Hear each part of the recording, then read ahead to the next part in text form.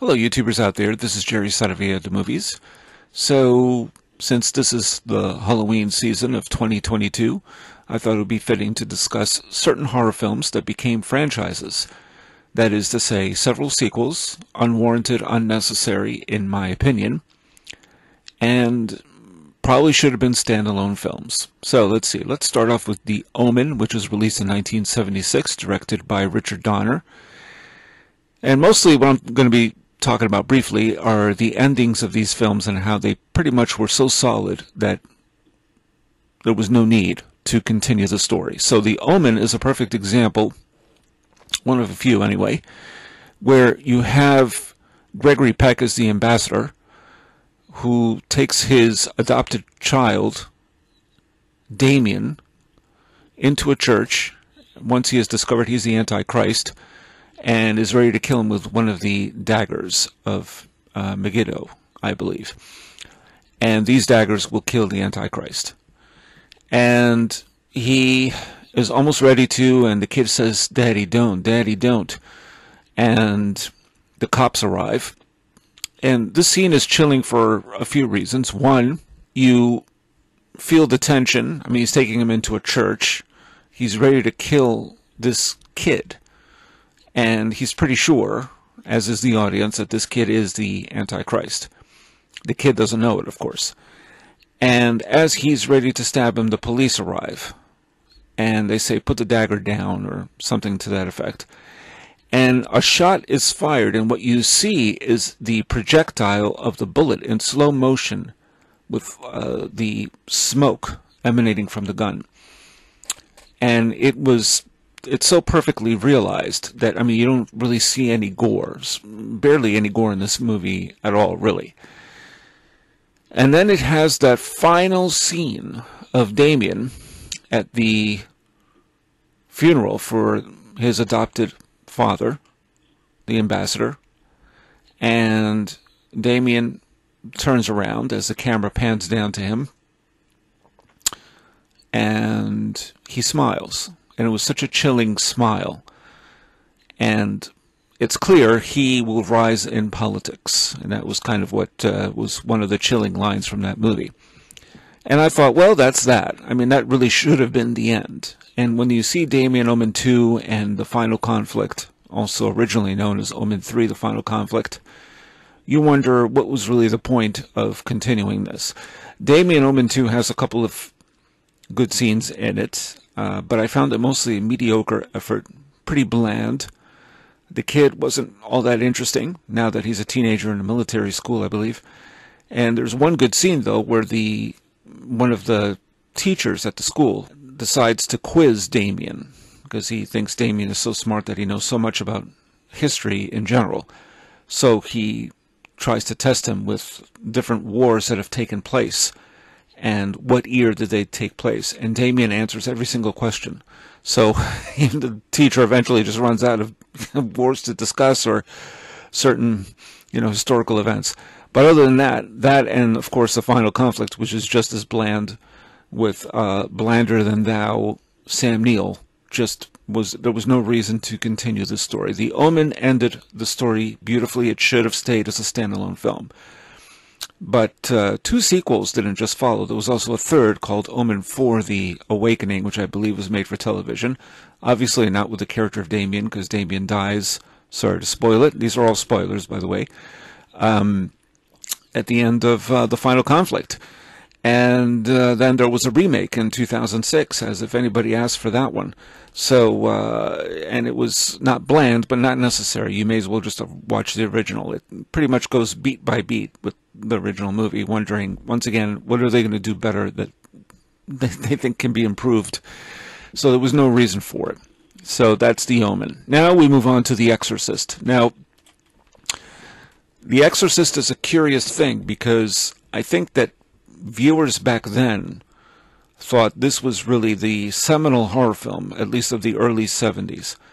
And it certainly is. For supernatural horror, I do believe you couldn't really do better than The Exorcist, at least during the early part of the 1970s. There have been several other supernatural horror films, in particular about the devil, as we just mentioned, The Omen. But The Exorcist is really where it stands. I think that set pretty much the standard. And once again, we're talking about the endings, how these films ended. So The Exorcist ends with Father Karras taking Linda Blair, who's been possessed by Pazuzu, the demon, and beats her until finally says, come into me, and so the devil, or this demon, slowly enters, or briefly enters, I should say, Father Karras' body, and then is somehow, he ejects himself through the window of that house and falls onto those steps and basically dies. And the little girl's crying, and then she's told at the end, you're not going to remember anything. I think the mother, Ellen Burstyn, Ellen Burstyn's character, Regan's mom, tells the priest she doesn't remember anything. And I thought that film pretty much ended it. There was really nothing more to say after that. But then they did Exorcist 2. Now, Exorcist 3 I kind of like, because it's based on a book called Legion, and it doesn't exactly mirror the original Exorcist. So it's sort of a continuation. And the film is really not bad. Actually, it's sort of underrated. But the original title was Legion, not The Exorcist 3. And so leaving that one aside, The Exorcist 2 wasn't necessary at all, especially when it's subtitled The Heretic, but there was no heretic in the movie. And then there was Exorcist 4, The Beginning, and another version shot by Paul Schrader initially that was discarded and then later released. And then we have now Blumhouse Horror getting involved in the Exorcist movies all over again. And by the way, yes, I think they're not exactly acknowledging the other sequels. I could be wrong, but they're bringing back Ellen Burstyn, or they have already shot her scenes. But in general, there was no need to sequelize The Exorcist. It ended perfectly. I don't think there's more you can do other than just keep repeating what had been done already. One possible way they could have brought that story to light and made it more dramatic, if they wanted to do a real sequel that focused on the characters, would be to have an older Regan, played by Linda Blair, say in her 50s, being a mother now, let's say, and maybe not living in Georgetown, but dealing with all the trauma that somehow it's coming back to her. And that could have been an interesting film, but I'm not sure it would be more psychological than horror. But maybe you could infuse horror elements without making it ostensibly just horror. And that would have been interesting, but basically there was no need to do any of those sequels at all. That's just my opinion. Other than Legion, which is a good book by William Peter Blatty, that became The Exorcist 3 in theaters in 1990. Moving along to Texas Chainsaw Massacre. Now, this is, to me, it's clear this movie should never have had any sequels at all, ever. I mean, there was no need. When you see the original Texas Chainsaw Massacre and that ending of Sally Hardister, played by Marilyn Burns, screaming as she has just survived an attack by Leatherface, and you see her screaming, and as she gets on the truck, surviving the throes of this cannibalistic family, and the truck pulls away, and as the truck is pulling away, we're pulling away from Leatherface, holding that chainsaw. And it's just such a relief, and yet you don't feel relieved at the same time, because she's screaming in a way that is horrifying in and of itself. And then he's wielding that chainsaw along as if it was some sort of balletic, a balletic dance of some kind from an opera. And it's almost as if he feels that there's been a victory that hasn't really been victorious. And she's relieved to escape, even though she'll never escape all this trauma. So, and then it ends, it cuts to black. And it's so abrupt that you are completely dazed. Why make sequels to this? This movie was an exercise in terror. That was the whole point of Texas Chainsaw Massacre. And as it stands, it's a masterpiece of that type of filmmaking, because it's artfully done. There's hardly any gore, but there is hysteria. There is fear. There is terror. There's no escape. There's no suspense. So when Leatherface attacks, sometimes it's seemingly out of nowhere. And the sequels never matched what that film did. I sort of like Texas Chainsaw Massacre 2, only because it's directed by Tobe Hooper, who maintains a feverish excitement, but otherwise, no. Once you see those final shots, that's it. That movie was basically over. There was a chilling last shot for Texas Chainsaw Massacre 2, I thought. But overall, there was no need to do sequels or a remake. I haven't seen most of the sequels, to be fair. I saw Return of the Texas Chainsaw Massacre, which is crap, and the remake in 2003, which was also crap. The last one, which is also called Texas Chainsaw Massacre, which is weird, but it's obviously meant to be a sequel. And that one wasn't bad. It was sort of grisly fun. But that said, it's sort of fun, I guess, in a way, if you want to call that fun. But the original film is not fun. It's not really entertaining. It is just eye-opening horror from first frame to last. And nobody's been able to replicate that since. Halloween, 1978, directed by John Carpenter. Now again, Halloween at the time was an innovative movie because the atmosphere, the character of Michael Myers, you're not sure who this character is, what he's doing, other than he escaped from an asylum. We know Donald Pleasence is the Dr. Loomis, who is knowing of Michael's escape. He had been a psychiatrist and is going to the town of Haddonfield to kill him. But he doesn't realize that Michael Myers can't be killed. And then you have Jamie Lee Curtis as Laurie Strode. Everybody knows the story. But the ending of that movie is still quite powerful, even though it's been imitated one too many times, because we care about the characters. And when we think the evil has been destroyed, it's gone. And you see it. It's interesting how it's done, because Donald Pleasence as Loomis shoots him 6 times. Michael Myers falls out of the second floor of this house, and you see a shot, which we see, the audience, the shot. They don't see it. Interestingly enough, because Jamie Lee Curtis is cowering in a corner, and from the angle in which Loomis had shot Michael Myers, we know he hasn't actually seen him on the ground just yet. He assumes he's on the ground, that he's dead. She says, "Was that the boogeyman?" He says, "As a matter of fact, it was." Loomis walks up to the balcony, stares out, hoping to see the body of Michael Myers. And there is no body there. Michael Myers is gone.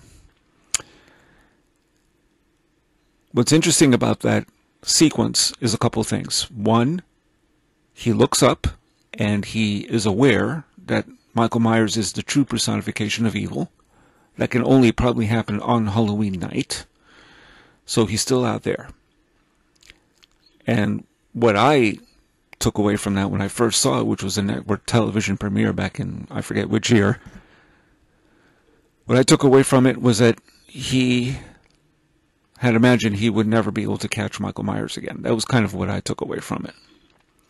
But as he's looking up, or just before, I think, Jamie Lee Curtis starts crying and then puts her head down because she knows Michael Myers is not dead.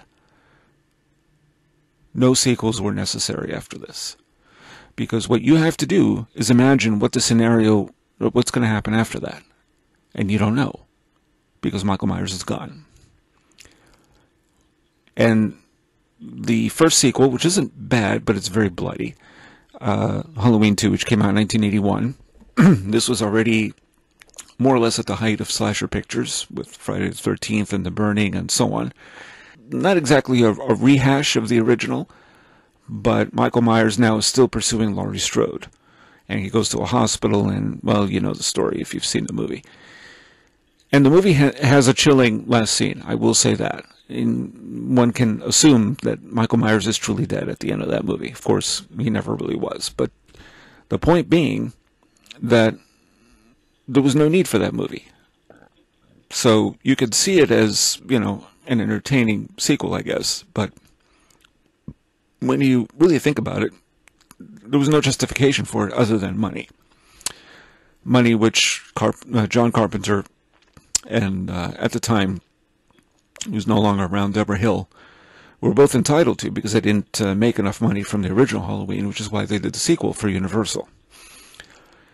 The idea after that was to do an anthology, which should have been done in place of what was done in Halloween 2. In other words, if you're going to do an anthology, you could title it Halloween and with a colon instead of a number or a Roman numeral, and have some other story you could tell that takes place on Halloween night. That would have been interesting, but no, they had to continue the Michael Myers story.